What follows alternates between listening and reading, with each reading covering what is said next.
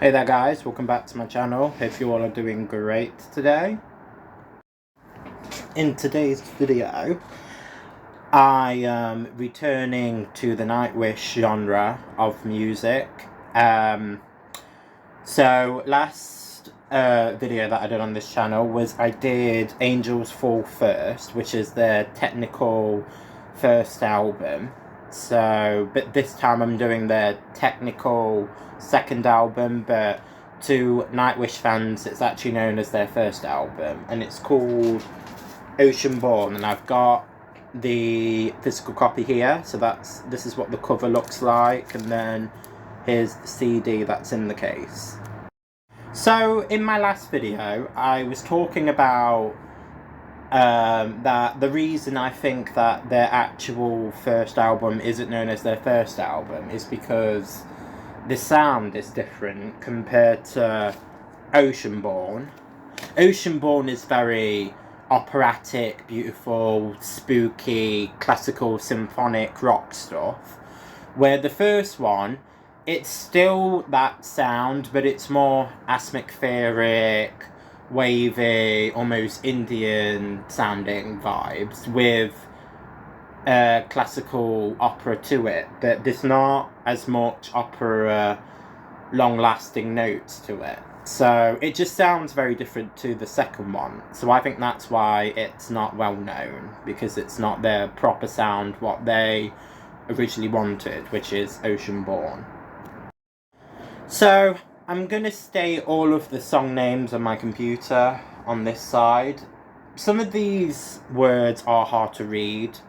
I'll do my best, because as I've stated in like videos before, I'm very dyslexic, so any normal sounding words I just can't read it really, but I'll try my best, and if I can't read more than a couple, then I'll show the song list on the video. So the first one is Stargazers, the second one is Gaffism,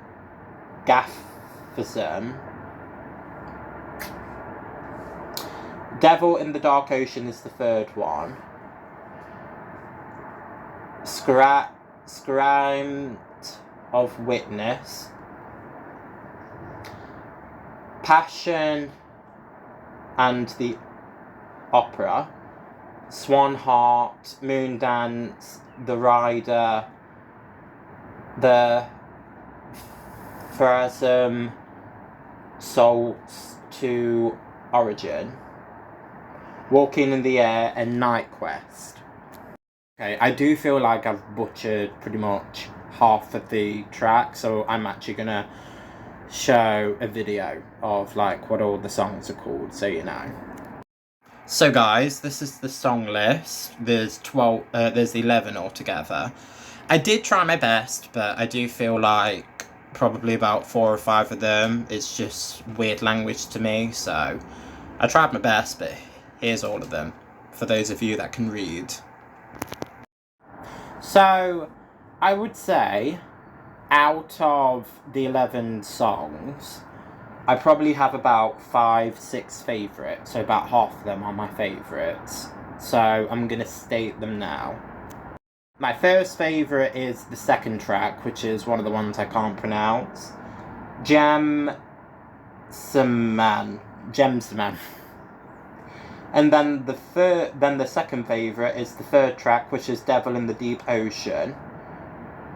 Then it's Passion and the Opera. Then it goes Swan Heart. Then it goes Walking in the Air. And then it goes the Passion, Souls to Origin. Basically the 9th track. So they are my top favourites.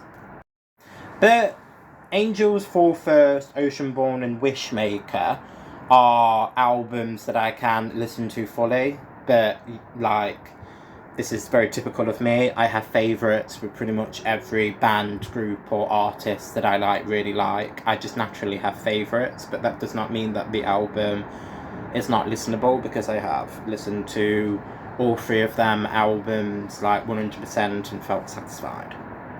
So I mentioned in the first album of Nightwish that I reviewed, I basically said that the album is different to this one. It has a different sound, which I think the Oceanborn sound does sound more typical Nightwish than their first album.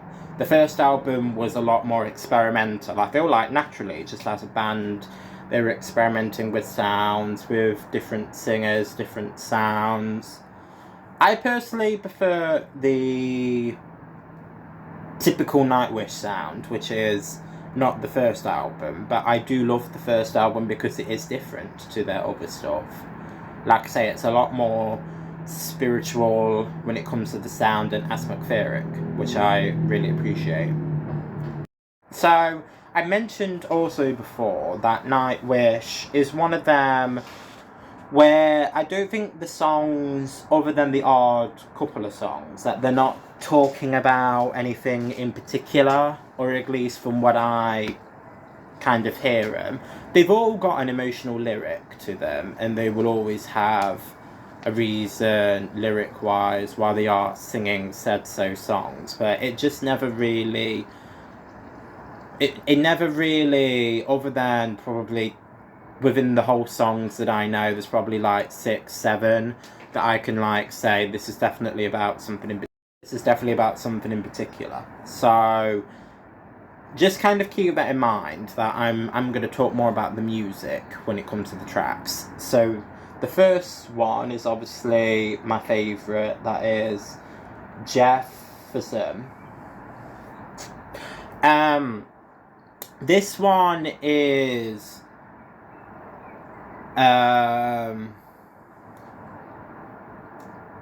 good, very natural, clear, symphonic rock sound to it, where it's very balanced when it comes to how much rock they use and how much of the orchestra and symphony sounds that they use as well. This one can come across quite spooky when it comes to the sound, but to me that is what symphonic rock is: spookiness with classicalness, with rock music. My next favourite is the third track, which is called The Devil in the Dark Ocean. So, I have a bit of a theory about this track. I think the origins of this track was originally come from Beauty and the Beast, a track on their Angels Fall first album, because they have a similar story when it comes to like talking about something that's like gross and horrible, that humanity wouldn't be able to stand the look at them, so then they hide in plain sight. And it's very much that kind of sound, but they've turned it more into a spooky vibe. I mean, it's still symphonic metal on both sides, on both of the tracks, but they've added a bit more of a spooky layer on this one to go with the spooky message, which is talking about a monster that's so terrifying, but in many ways that's very beautiful, but we will never understand. So that's my theory, because it sounds very similar. The next one is Passion and the Opera. So this one is probably the first, to me, maybe not to other people, but to me, it's the first kind of classical song that I really like. It's more, to me, it's more slowed down than all of the others so far. So it's more vocally driven than all of the other stuff, which I really appreciate, because I do like a vocally driven song. That's why I like a lot of divas. So yeah, this one is more lyrical that I like, and just vocal talent that I like in this song. Next favourite is called Swan Heart. So Swan Heart is, again, I would say a lot more slower. Not as slow as the one I've just said, but still a slow one. And it's basically an old story that we know about the ugly duckling. Basically talking about the sad story of what happened in the ugly duckling, but they did it in like a song form. I think it's a cover, though. I think there are people that have done like different versions, and I'm sure they're not the original. So I know that it's definitely talking about the ugly duckling, and it's singing through the eyes of the duckling. Another one is Walking in the Air. So I didn't realise this until probably the third time I listened to it, but it's actually, again, this is a cover that's from a kid's Christmas movie. I think it's Frosty the Snowman, and so they're the original version, which is an old version, and it's basically a kid singing about what it's like to fly with this snowman. They've basically done a version that's very similar. I personally prefer their version because Toria is such a good vocalist that she'll literally be good at anything classical wise. So her version shows more vocal talent, but they have done it almost just like the original, which I really like, but they've done it into their version. So the lyrics are exactly like the original. I accidentally missed one. The next one is one of the ones I can't read. It's the Frosh Souls of Origin. So, this one, I would say this one is more music-based and sound-based. I'll tell you what it is for me. I love the first probably 20-30 seconds where there's just that church bell clong that you can hear most of the time. I've always liked the sound of like music to do with the church, but not like gospel things. So like organs, I've always liked the sound of organs and, like I say, church bell ding sounds. I think it gives like a really spiritual but at the same time spooky sound to it. And this song is quite spooky, quite like the third track on the album. This one, I'm not really paying attention to the lyrics. It does have a dark theme, just like the third track, when it comes to talking about a beast that's like terrible and that they have to hide it. But this one is a lot more sound-based, which I really like. It's got the spooky sounds at first, and then it goes into like, obviously, the typical symphonic rock beat that I really like. So I like it because of that. Alright guys, I think that's all for this video. I think I've said everything I need to say about this album. If you enjoyed this video, please like and subscribe down below.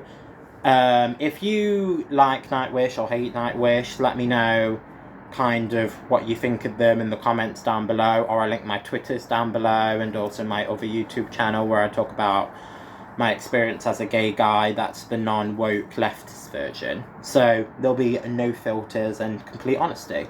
So if you're into that, I'll also link that down below, and hope you have a great day guys, and I love you.